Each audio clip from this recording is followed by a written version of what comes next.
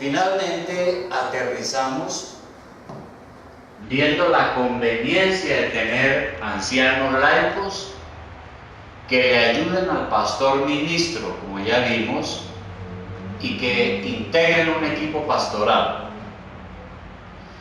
Y esto es importante porque la congregación necesita ser capaz de funcionar y continuar creciendo, aun si algo terrible sucede al pastor, por ejemplo, si es el único, si se muere.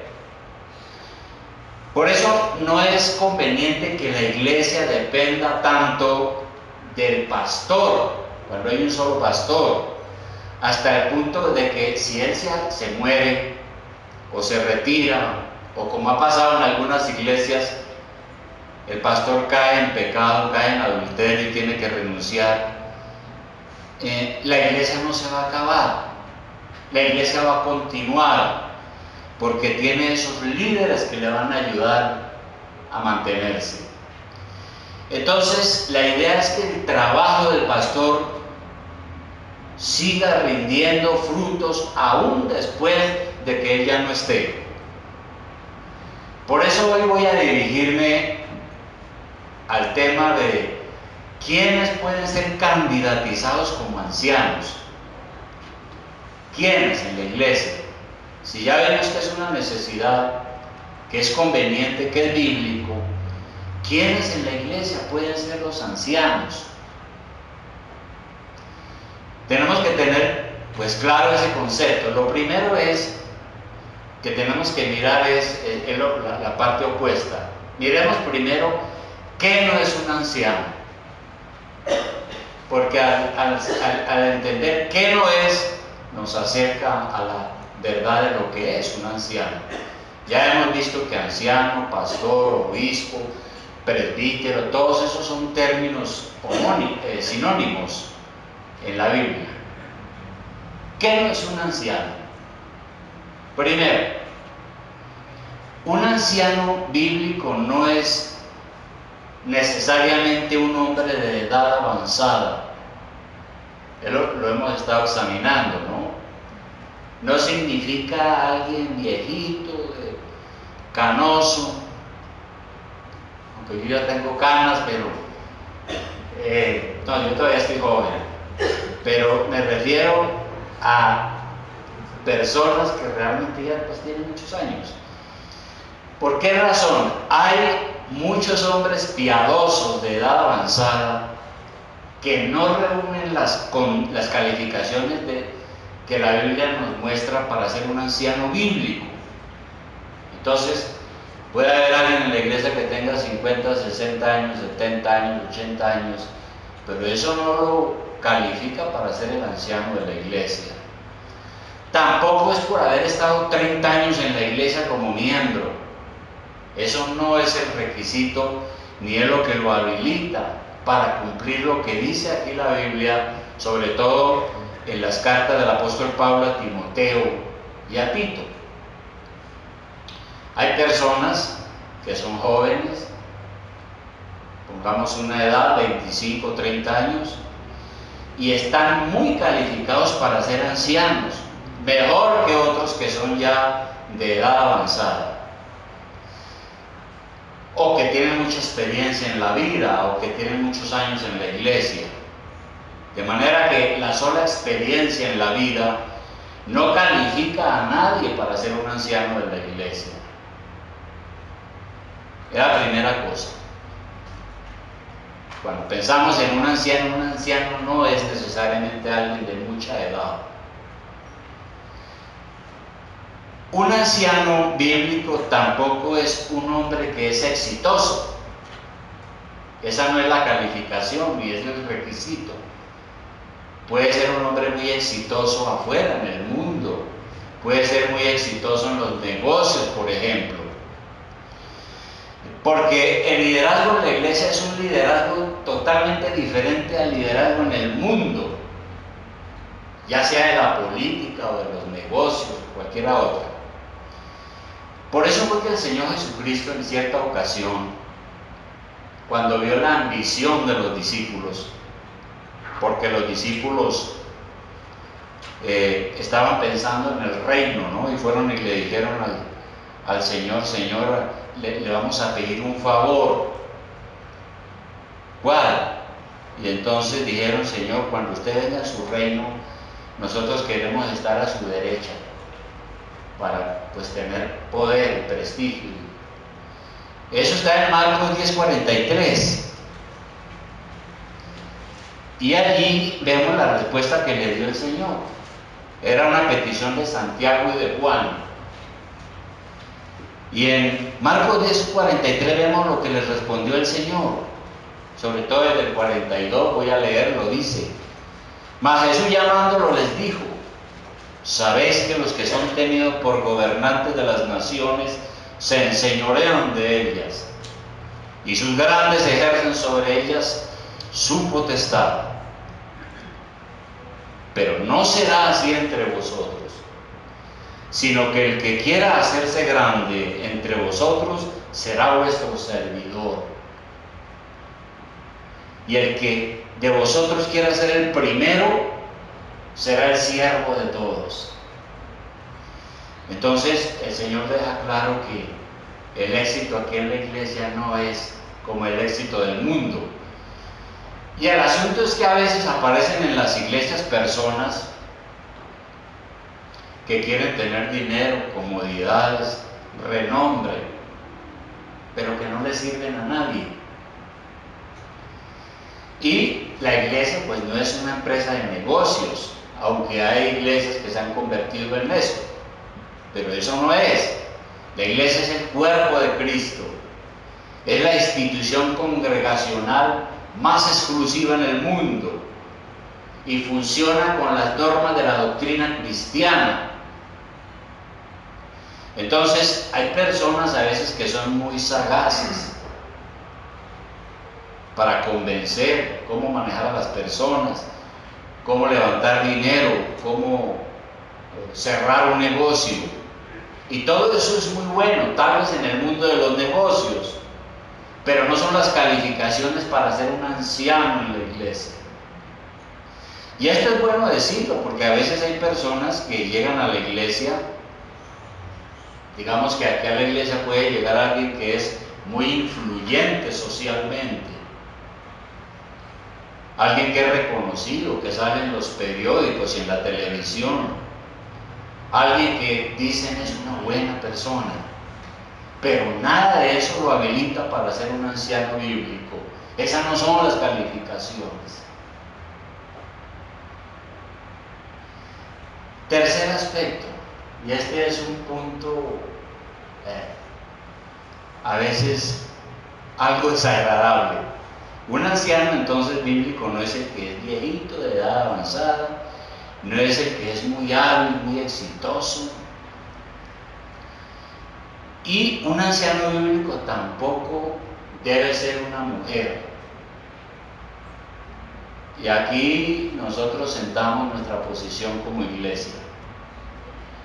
Con todo el respeto que merecen ustedes, queridas hermanas, pero el criterio que la Biblia da por sentado que el liderazgo en la iglesia debe ser varonil, debe ser con hombres. El oficio de anciano, ¿por qué razón? El oficio de anciano es un oficio que requiere que los que ejercen el pastorado sean capacitados para enseñar, sean aptos para enseñar. Pero enseñar es un acto de autoridad. Y cuando uno enseña, pues uno está aconsejando, instruyendo con autoridad. Uno está mostrándole a la gente qué es lo que tiene que hacer, muchas veces a la luz de la palabra. Pero resulta que a la mujer se le tiene prohibido ejercer autoridad sobre el hombre en la iglesia. ¿Quién lo dice? El apóstol Pablo en 1 de Timoteo 2:11. Vamos a mirar 1 de Timoteo 2:11. Nosotros sabemos que esta carta la escribió el apóstol Pablo a Timoteo para ordenar cómo debía ser la iglesia y cómo debía ser especialmente el culto público. Aquí en 1 Timoteo 2:11, mire lo que dice: la mujer aprenda en silencio con toda sujeción. Y aclaro rápidamente, no podemos entrar en ese tema, pero la sujeción no es inferioridad. 12. Porque no permito a la mujer enseñar, ni ejercer dominio sobre el hombre, sino estar en silencio. Bueno, hay que mirar qué significa eso. 13. Porque Adán fue formado primero, después Eva. Y Adán no fue engañado, sino que la mujer, siendo engañada, incurrió en transgresión. Ahora ahí dice: se salvará engendrando hijos, pero hijos en el Señor. No es porque tiene 15 hijos, entonces ya es salva. Pero ese no es el tema de ahora. Entonces, aquí se le ordena a la mujer que guarde su compostura. En este caso, en el culto público, y parece que lo que sucede es que habían mujeres que debatían, discutían sobre temas de doctrina, sobre temas de cómo manejar las cosas en la iglesia. Y entonces por eso es que Pablo dice: no, eso no es en la iglesia, no es correcto, es indecoroso. ¿Quiere saber algo? Pregunte a su marido en su casa. Usted no debe estar en debates públicos sobre doctrina o asuntos de conciencia. Ahora, ¿de dónde saca el apóstol Pablo eso? El apóstol Pablo lo saca precisamente de Génesis, capítulo 3, versículo 16. En Génesis capítulo 3, versículo 16,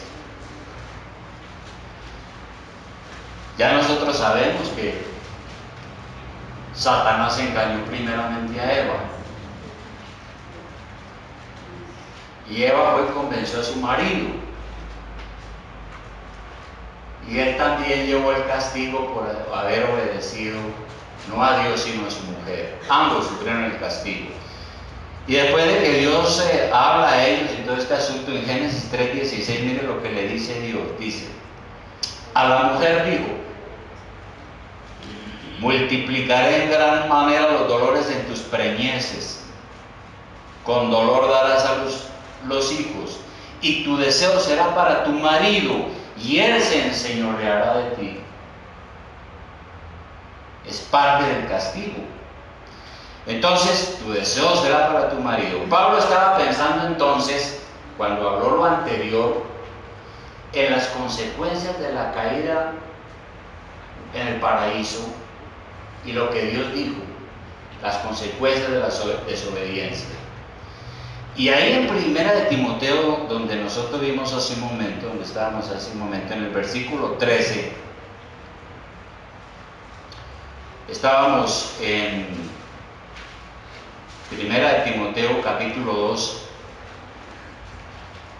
en el versículo 13, él recuerda eso de Génesis, de la caída del hombre en el pecado.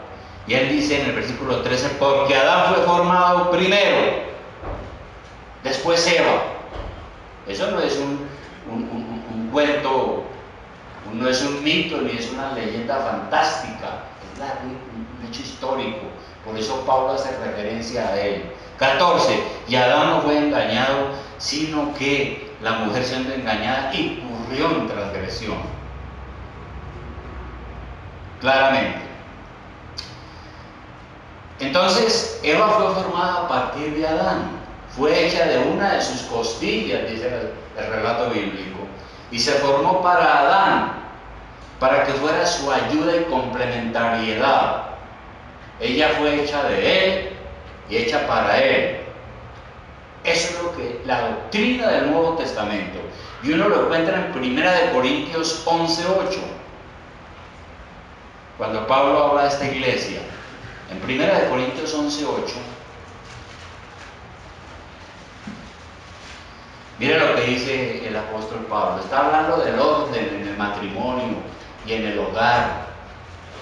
Dice, porque el varón no procede de la mujer, sino la mujer del varón. Porque el relato bíblico dice que Dios la formó de la costilla de Adán. Y el 9 dice, tampoco el varón fue creado por causa de la mujer, sino la mujer por causa del varón. Y ahí sigue hablando de ese tema que nosotros ya hemos mirado muchas veces, donde vuelve a establecer ese asunto. Así que Pablo entonces prohíbe que la mujer, por ejemplo, sea pastora. Porque una mujer pastora, cuando enseña y predica con autoridad, está ejerciendo un dominio sobre el varón. Y es algo que no se inventó uno, sino que está en la Escritura, la revelación de la palabra de Dios. Pablo prohíbe que la mujer sea pastora según este orden de la creación, que ya lo leímos. Adán fue creado antes que Eva, dándole Dios a Adán un lugar de liderazgo sobre ella. Por eso le dijo, Él se enseñoreará de ti. Ambos fueron creados iguales a la imagen de Dios, pero Dios le dio roles diferentes y complementarios para que se cumplan en la casa y en la iglesia. Dios tiene claro eso para que nosotros lo conozcamos. Y por eso es que nosotros decimos que pues no es correcto que el anciano sea mujer, ¿no? Entonces ya van tres cosas. Un anciano no es un hombre de mucha edad, no es un hombre que es muy exitoso en el mundo, muy sociable, tampoco es una mujer. Y un cuarto punto, y pueden haber muchos más, es que un anciano bíblico no es un hombre político. No me estoy refiriendo a la política, a los partidos políticos, porque estamos en épocas de elecciones.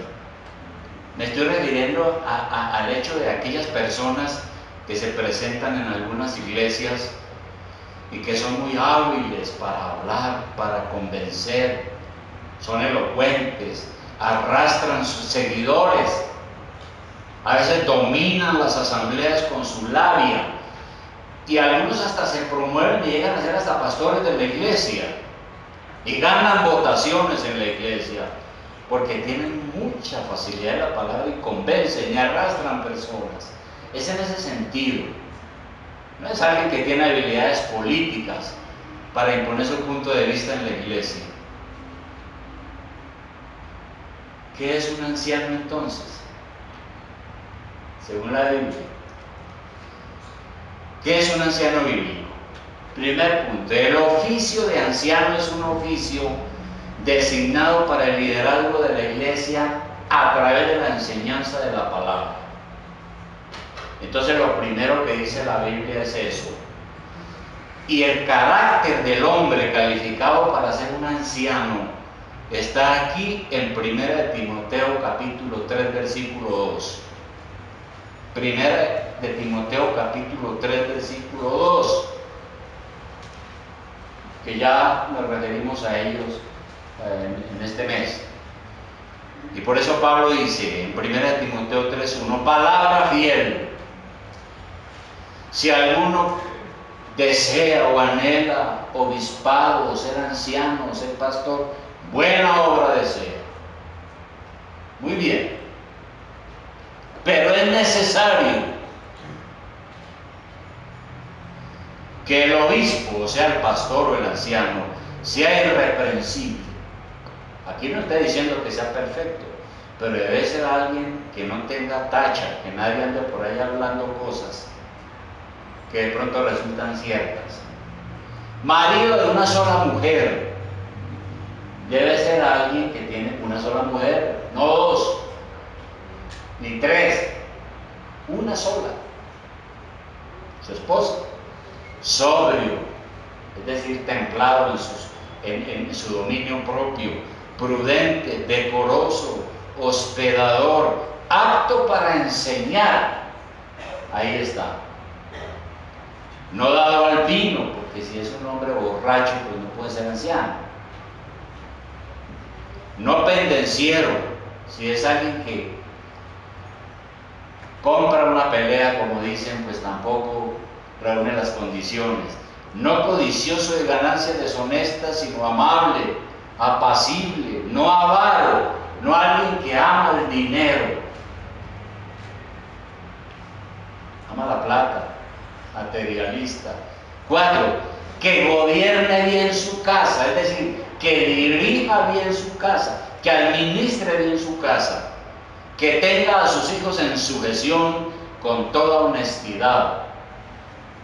Alguien que practica la disciplina en la iglesia, en el amor, pero la disciplina. Porque si es un hombre que los hijos son rebeldes, no respetan la autoridad de él como papá, pues no reúne las condiciones de anciano.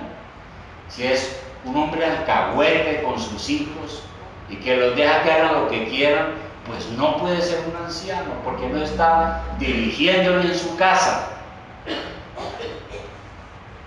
El que no sabe gobernar su propia casa, ¿cómo cuidará la iglesia de Dios? Entonces ahí hay unos requisitos, ¿no es cierto? Los mismos requisitos están unas páginas adelante en la carta a Tito. En Tito 1:6-9 vuelve y repite lo mismo. Dice que el obispo o el anciano tiene que ser irreprensible, marido de una sola mujer, que tenga hijos creyentes, que no estén acusados de disolución y de rebeldía, porque si los hijos son rebeldes y terribles, eso indica que él no enseñó bien, ningún verdadero padre que educó bien a sus hijos. Y sigue diciendo, porque es necesario que el obispo sea irreprensible, administrador de Dios, y vuelve y repite casi las mismas requisitos anteriores. Todo eso que nos dice, que el anciano entonces es un hombre ejemplar, alguien que busca parecerse a Cristo, capaz de dirigir al pueblo de Dios a través de la enseñanza de la palabra de Dios, de manera que beneficia a la iglesia con sus enseñanzas. Entonces eso es lo que la iglesia tiene que buscar, personas que sean ejemplares, capaces de enseñar la Biblia, y ese es el anciano, a la luz de lo que enseña aquí. Y haciendo un resumen, podemos definir lo siguiente, unos criterios de calificación. Haciendo un resumen, una síntesis. Los ancianos entonces deben tener un entendimiento bíblico y profundo de los fundamentos de la doctrina cristiana y del Evangelio. Si no tiene claro sus convicciones, no puede ser un anciano de la iglesia, al menos de esta iglesia. Por eso Tito 2:1 dice algo muy interesante, hablándole a un anciano. Tito 2:1 dice, pero tú, le dice al pastor, habla lo que esté de acuerdo con la sana doctrina. Si el pastor no habla lo que está de acuerdo con la sana doctrina, pues no puede. No puede ser una persona sana en la fe. Si es un anciano o un pastor que bueno, cree algunas cosas, pero otras cosas no las cree, pues tiene sus reservas, sobre todo acerca de las verdades fundamentales. Porque hay doctrinas que son fundamentales, que uno no las puede negociar. Pero si él tiene sus reservas sobre eso, ya tiene problemas para ser anciano. 2. Debe ser alguien que comparta y defienda nuestros distintivos doctrinales para que pueda guiar a la iglesia de una manera unificada. Nosotros aquí en la iglesia tenemos, por ejemplo, lo que se conoce históricamente como una declaración de fe, que está tomada de la Biblia. Una declaración de fe histórica. Tiene como 5 siglos. Y se espera que el anciano pues crea esa confesión y si tiene preguntas las resuelva. Porque debe ser alguien que tiene una convicción doctrinal definida. Por ejemplo, mínimo ese anciano tiene que aceptar que la Biblia es la palabra de Dios, sin error, y que es suficiente. Si alguien no cree que la Biblia es autoritativa e inspirada por Dios, tiene problemas. Debe ser alguien que cree en la soberanía de Dios. Porque si él no cree que Dios es soberano, pues entonces habrán otras cosas que están por encima de Dios. Debe creer que nuestro Señor Jesucristo fue verdadero Dios y verdadero hombre. ¿No? Aquí no creemos como los testigos de Jehová que Jesucristo es medio divino, o otros que dicen que Jesús fue simplemente un humano. No. Debe creer que en la cruz del Calvario Jesucristo realmente llevó nuestros pecados. Debe tener amor por la congregación. Un anciano tiene que amar la congregación. ¿Cómo va a ser un líder si no ama la congregación? ¿Y cómo demuestra uno que ama la congregación? Asistiendo regularmente a las reuniones de la iglesia. Si una persona se aparece aquí en la iglesia una vez al mes, ¿en qué está amando la iglesia? ¿En qué está obedeciendo a Dios?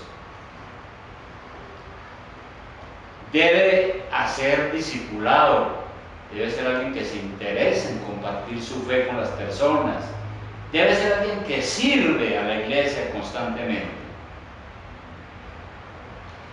y debe ser alguien que cree en el bautismo de los creyentes y en nuestro caso pues que entiende el gobierno congregacional de la iglesia. Aquí no somos presbiterianos, ni pentecostales, ni carismáticos, ni anglicanos, ni nada de eso. Somos una iglesia autónoma, democrática, que toma sus decisiones en conjunto, pero bajo Dios. Si alguien no cree eso, pues grave. Todos esos detalles. Y por eso entonces decimos que debe ser alguien que tiene convicciones doctrinales. Un anciano entonces debe ser ejemplo a la congregación.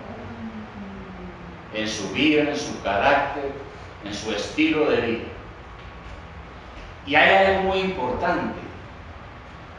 Un anciano tiene que tener un estilo de vida contracultural. ¿Qué es eso? No solamente un anciano, sino todo verdadero cristiano tiene que ser un creyente contracultural.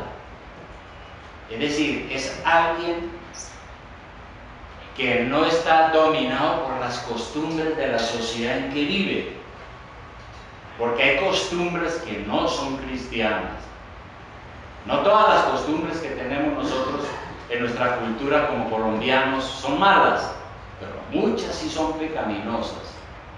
Y uno tiene que estar en contra de esas costumbres, de esa cultura que es pecaminosa. Si uno como anciano es de carácter débil y se rinde y se conforma a las costumbres y a la cultura sobre asuntos que la Biblia los tiene bien definidos, entonces uno ya no va a ser un buen maestro porque va a enseñar verdades muy relativas. Por ejemplo, es el caso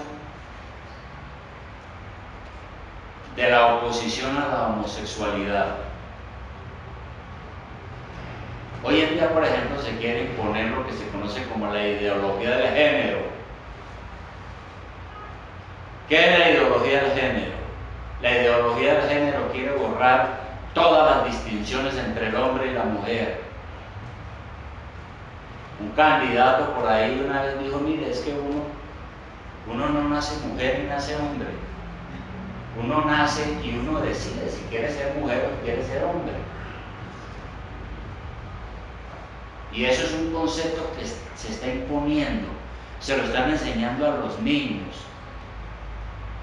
Un concepto perverso que se quiere imponer en nuestra cultura. Y por eso viene la homosexualidad y todo lo que se desprende de ella.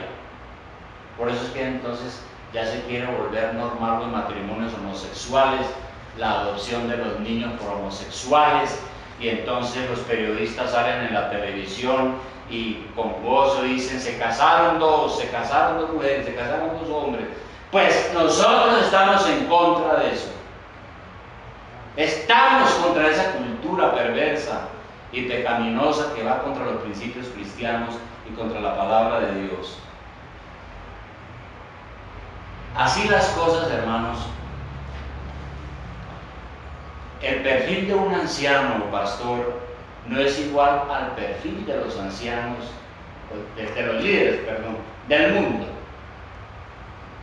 Por ejemplo, yo vi esta semana un artículo serio de un movimiento que se llama algo así como Cooperativa para el Compañerismo Bautista en el sur de los Estados Unidos, donde hay muchas iglesias que ya aceptaron el homosexualismo.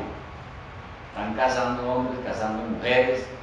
Hay pastores que ya son homosexuales, enamorándose de los miembros de la iglesia y cosas por el estilo.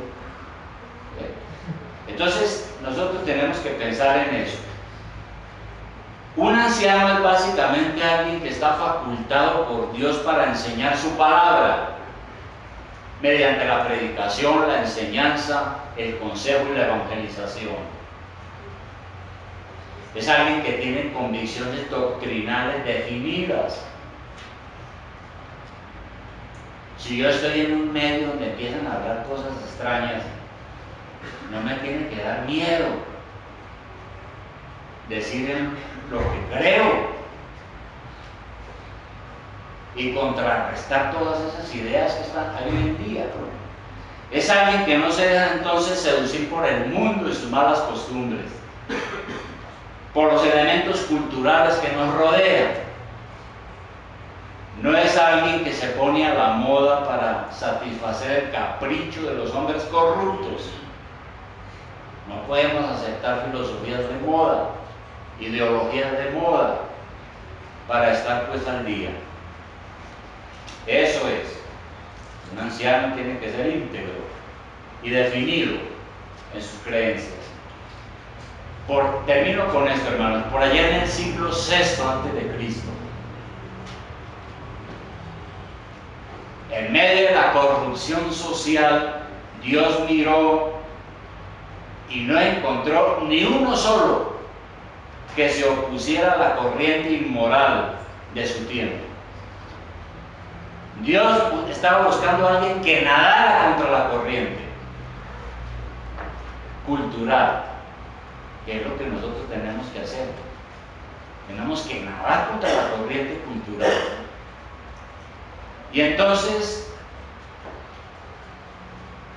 eso está en Ezequiel 22:29, porque Dios está buscando a alguien que nade contra la corriente.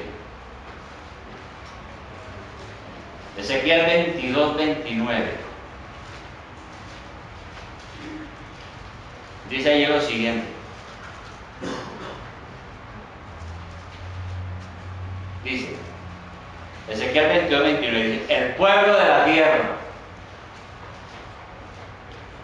usaba de opresión y cometía robo, al afligido y menesteroso hacía violencia, y al extranjero oprimía sin derecho. Y busqué entre ellos hombres que hiciesen vallado y que se pusiesen en la brecha delante de mí a favor de la tierra, para que yo no la destruyese, y no lo hallé. Eso sí es grave. Dios busca un predicador, un pastor, un anciano que nadara contra la corriente, y no lo halló. Y por eso entonces Dios le habló a Ezequiel atrás en el capítulo 2, versículo 3. Dios lo llamó Ezequiel 2:3. Aquí está el llamamiento de Ezequiel, sobre todo Ezequiel 2:2. Leamos desde el 1, dice: me dijo, hijo de hombre, ponte sobre tus pies y hablaré contigo. O sea, párese y párese firme, que voy a hablar con usted. Versículo 2. Y luego que me habló, entró el Espíritu en mí, el Espíritu Santo, y me afirmó sobre mis pies, y oí al que me hablaba, y me dijo: hijo de hombre, yo te envío a los hijos de Israel, a gentes rebeldes que se rebelaron contra mí. Ellos y sus padres se han rebelado contra mí hasta este mismo día. Yo pues te envío a hijos de duro rostro y de empedernido corazón, y les dirás: así ha dicho Jehová el Señor. O sea, predique la palabra. ¿Acaso ellos escuchen? Pero si no escucharen, porque son una casa rebelde, siempre conocerán que hubo profeta entre ellos. Ahí está el punto. Entonces Dios llama a Ezequiel y le dice: vaya y predique. De pronto lo oigan, de pronto no, porque son casas rebeldes. Y pienso que es lo mismo el llamamiento que Dios nos hace hoy. A usted, no tenga miedo de esta gente rebelde que estamos presenciando hoy. Predique, no sea cobarde. Son gente rebelde. Necesito uno, en el caso de Ezequiel, pero yo sé que habemos muchos que estamos listos a decirle al Señor: Señor, yo estoy listo a pararme allá en la brecha y anunciar tu palabra y predicar. Si tú me llamas, si esa es tu voluntad. Entonces, hermano, ¿qué piensa usted? ¿Cómo se siente usted? Nosotros hemos estado hablando de este asunto de los ancianos. Esta iglesia necesita de pastores, de predicadores, de maestros, que reúnan esas condiciones que ya hablamos. No que sea perfecto, porque eso sí, en este mundo nadie es perfecto, pero que cumpla hasta donde más puede lo que la Biblia dice, para que venga a ser un anciano de la iglesia, a predicar la palabra y enseñarla. Y si tiene defectos de estos, que se arrepienta de corazón y le pida a Dios que lo transforme y lo cambie para que pueda servir. Es la única manera. Entonces, nuestra pregunta es: ¿cuántos están listos a hacer lo de Ezequiel, ¿no?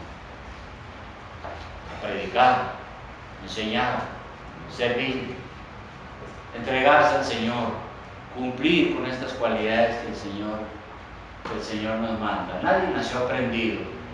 Muchos de nosotros tenemos una vida cristiana que debemos verla como un peregrinaje, como un proceso de maduración y de crecimiento hacia la meta, que es tener el carácter de Cristo. Así que ahí estamos. ¿Cuántos de nosotros estamos listos para esto? Vamos a orar.